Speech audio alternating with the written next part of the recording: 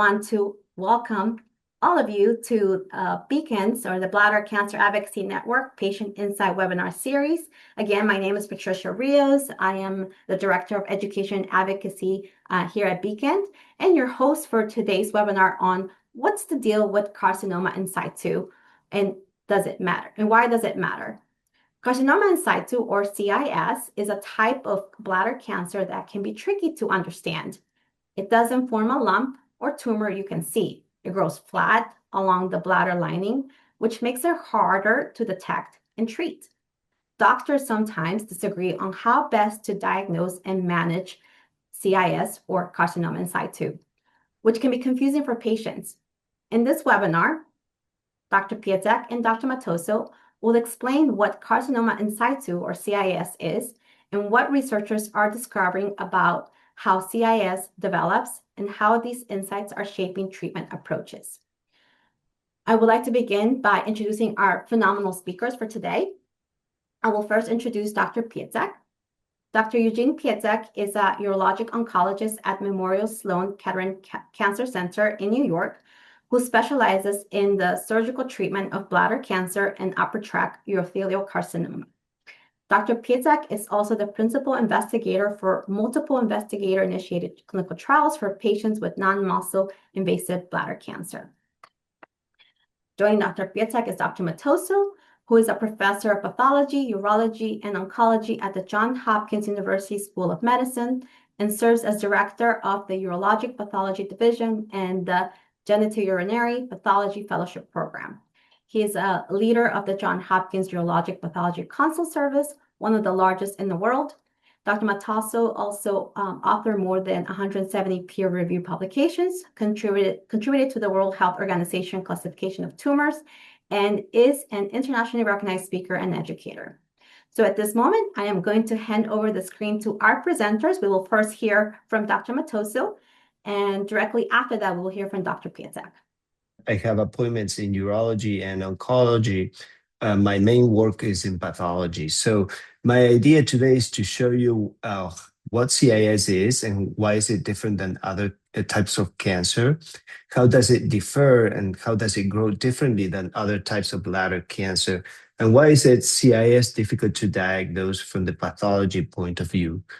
So the goal of all this is to help patients understand what CIS is, and this will help you better understand your care and all the different steps that you have to go through to manage this disease. So first, an introduction about the bladder. Most of you probably already know this because it is your disease or your loved one's disease. So you probably have informed yourself. But the bladder has different layers, and what we're going to be talking about is the most inner layer of the bladder, which is the urothelium. This is the lining that covers the bladder and protects the urine to be kept in place. And this is where the cancer starts, in that lining. So it happens, bladder cancer happens when that lining or that urothelium grows out of control. But it can form tumors, lumps, as in any cancer. But the difference with CIS is that that tumor is flat and it sort of merges with the normal lining of the mucosa. So it's hard to see. And I'm going to show you some examples. But by definition, CIS is high-grade cancer. The cytology or the features of those cells are of high grade, and I'm going to show you why. And these tumor cells are confined to that lining. It's as if they were hiding or mimicking the normal cells. They grow in a flat way. They don't form a lump or a tumor. And it's considered aggressive. It's considered aggressive because it has higher chances of invading than the papillary tumors or the other type of cancer. Also, when it invades, sometimes it's not seen because it doesn't form a lump. As I was mentioning, it grows along the surface like a rash. It's similar to a rash in the skin. But the difference with the rash is that this is not visible. When the urologist goes inside the bladder, they cannot see. All that they see is a little bit reddish area if they are lucky to see that, but it's not a very sensitive feature, so it's not always present. It can also involve large areas of the bladder lining and in multiple different foci in a discontinuous way. It can also line the urothelium of the urethra that goes into the prostate and grow into the prostatic ducts in a way that it's impossible to see with a cystoscopy. So all these are the natural way the tumor grows, and why is it difficult to diagnose. So here is a table to summarize those features. CIS versus a typical bladder tumor that makes a lump or a papillary tumor. And the shape, the CIS is flat, while the tumor makes a mass, it can bleed, it has a papillary structure. The CIS is difficult to be seen, while the tumor can be easily be seen. CIS is always high grade. The tumors can be low or high grade. And the risk of progression with CIS is high, while the typical bladder tumor can be variable based on the grade. But CIS is always, by definition, high grade. Now, how is it diagnosed? It always requires tissue examination.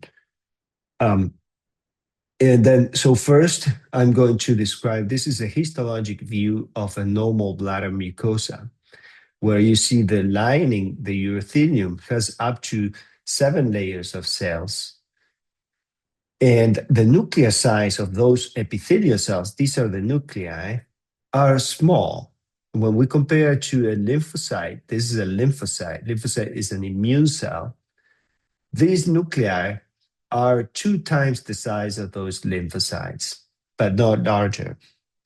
They also have a polarity. Polarity means that these cells recognize where the floor is and where the sky is. So for them, they have that orientation that is standing up because they have supposedly feet underneath and then the head and the body on top. So that is what I refer by polarity, that the cells know where the base is and where the roof is. So they have that orientation, and that's the normal orientation, normal polarity of those cells. There are some cells on top that are called umbrella cells. Those are also normal, and they cover the surface, and the role of those umbrella cells is to form a tight junction on the surface to avoid the urine to leak through the lining or the urothelium. Now, when we have CIS, you can see now that we have way more than 7 layers of cells. All these are nuclei. Also, the size is huge. They have more than 3 times the size of lymphocytes. They have frequent mitosis. These are mitosis because they're replicating a lot. They're growing out of control. The polarity is lost. Some of these cells are very round. Some of them are facing sideways. They do not respect each other's boundaries. Their nuclei overlap, and they grow so fast that they crawl all over each other. And then the frequent mitosis. So this is a high-grade cancer that is lining now the bladder mucosa, and that's CIS. Now, why is it difficult to diagnose? Because when the pictures I showed you, it seems very easy to recognize those 2 separate entities. Well, one of the properties of CIS is that those cells become discohesive, meaning that they can become very loose with one another. Instead of staying attached to their neighbors, they lose that attachment. That is a property that cancer cells acquire so that they can move and migrate and do their job of invading other tissues. Now, when that happens, the cells can completely detach from the bladder mucosa. And as you can see here, you have the base of the urothelium, but there is no urothelium.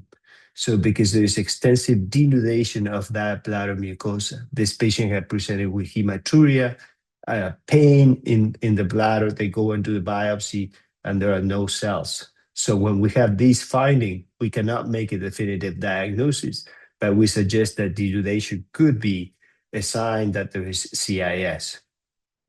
This is an example of what's called clinging CIS. In this case, instead of all the cells being shedded off because of this cohesiveness, we have still one single layer of cells at the base.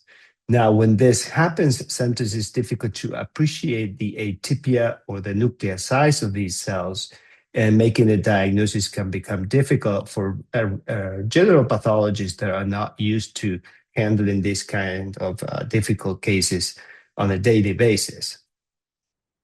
Sometimes the bladder, the normal cells will repopulate the lining, as you see here with the smaller cells, and then you have CIS in a pagetoid manner. So some of the cells are CIS, but the majority of them are not CIS. So this can also create a lot of uncertainty when these cells are not that abundant, when we have only a few, and they might be more difficult to arrive at a diagnosis that is very serious. So we do not make the diagnosis unless we are 100% sure. This case is for illustration purposes, and it's easy because you even have mitosis, but you can see how the cells of CIS compared to the normal urothelial cells, how much bigger they are. And also they are atypical and they're round, so they have lost their polarity. Now, this is perhaps the most difficult of the situation, what is called dysplasia. Dysplasia is a urothelium that is abnormal because it has some cytologic atypia, but is not as overt as in the cases that I showed you before of CIS. So these are sometimes considered precursors of low-grade papillary urothelial carcinoma. It's also a flat lesion. It's also atypical to be flagged, but is not atypical enough to make a diagnosis of CIS. And why we want to prevent overcalling CIS in all the patients. So once we make a diagnosis of CIS, we like to feel 100% comfortable because we know it has a significant implications for the patient. So when it looks atypical, but it's not as severe as CIS, we call it dysplasia. What do they do, the urologists, what do they do with dysplasia? If the patient already has a diagnosis of CIS before, they know that it could be coming back. If it is a first-time diagnosis, they will follow up that patient with a repeat cystoscopy, with urine cytology in order to confirm the diagnosis of CIS when that is enough to be diagnosed. So here is the management that I was mentioning. In someone without a history of CIS, with a history of CIS, this indicates that the disease is coming back. In someone who does not have a CIS and is a de novo diagnosis of dysplasia, this is considered a precursor of low-grade papillary urothelial carcinoma. The patient is followed up for the development of cancer. So they are followed more closely in a potential conversion to CIS. Now, another difficulty for us is when the urothelium shows reactive changes. Reactive changes means the urothelium is trying to regenerate and fight infection or a source of inflammation. And the problem is that the cells become large, but they have associated inflammatory cells. So here we have several other features of CIS. The nuclei are large, the polarity is lost, and the thickness could be increased. But there is associated inflammation. You can see neutrophils here. And this needs to be recognized, that inflammation, because some of the nuclear changes could be secondary to this inflammation. So when we have atypia to the point that we think it could be CIS, but there is associated inflammation, our threshold for calling it CIS significantly increases. So we want to see very marked atypia. So some of these patients might have already CIS, but the presence of inflammation prevents us from completely excluding a reactive process secondary to that inflammation. And therefore, in those cases, the patient needs to get a repeat biopsy after they have treated that inflammation, either with antibiotics or other measures. We use immunohistochemistry to diagnose CIS, and some of the markers are mentioned here, like CK20 or cytokinin 20 and P53. there are different patterns of stain that can aid in the diagnosis of CIS. This is cytokeratin 20 normally stains the umbrella cells, but not the rest of the urothelium. And this is a normal pattern of CK20, while in CIS, cytokeratin 20 stains the full thickness. This is a finding that is present in approximately 80% of the cases of CIS. We can also use P53, which is a tumor suppressor protein.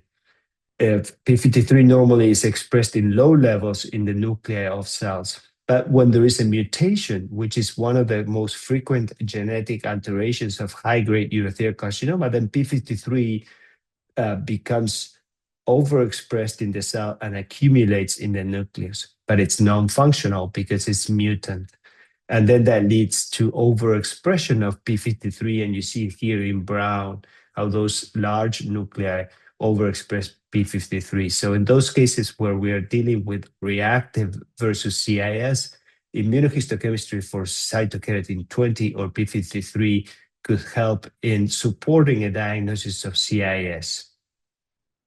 Here is an example of a very inflamed urothelium.